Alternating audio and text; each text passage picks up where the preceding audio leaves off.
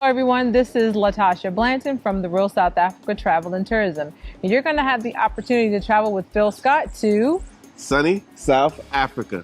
You guys are going to have the opportunity to come to Johannesburg, and you guys are going to be coming to Durban. And we're going to set it up perfectly. It's going to be like a luxury experience for you guys. At the same time, you're going to be getting some culture.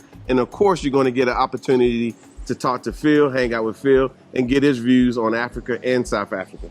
You're also going to get an opportunity to explore the lifestyles here that are available in South Africa. And we're going to do all that for you in an amazing 10 days. We do hope that you go to the website and book, because we do look forward to seeing you here. Absolutely. Our website is therealsouthafrica.com. Go there, scroll down. You'll see a picture of Phil, and just go ahead and book there. So we'll see you here in what we like to call sunny South Africa.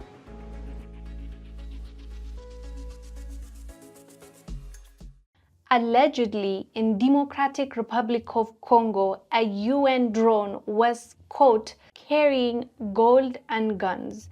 And in that video, you can hear the people saying that this is what the UN is doing in our country. And look at this, they are not really helping, they are looting from us. Watch this clip, we'll come back and discuss.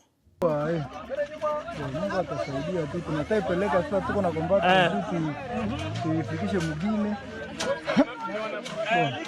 tunaenda nayo mugine kwa ifike mkiavinyonge, njoo kama tuingie na makamera mauricho mingi, njoo tuwe kama tuko nini baba kubola nao. So allegedly, this drone that belonged to UN was taking out gold and guns, transporting it to where? We don't know yet. And this is exactly why the people of Africa are skeptical about this foreign troops working in our land, protecting us. We just find it hard to accept it when we don't see any positive change, and on top of that, when we see the conflicts getting worse and worse and worse, and we see stories like this where you see a truck full of, this is not, maybe this might be the first drone that was caught in DRC, but there are trucks that have been reported before that were holding guns when that's not what you have cleared it for.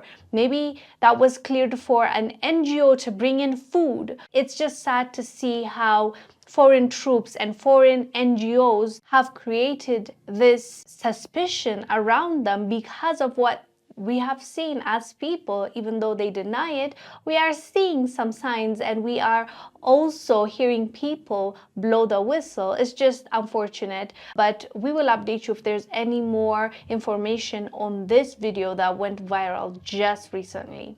Anyways, fam, let us know down below what your thoughts are about this drone that was caught in DRC. I am Wongel Zelalem. I'll see you on the next one. Bye.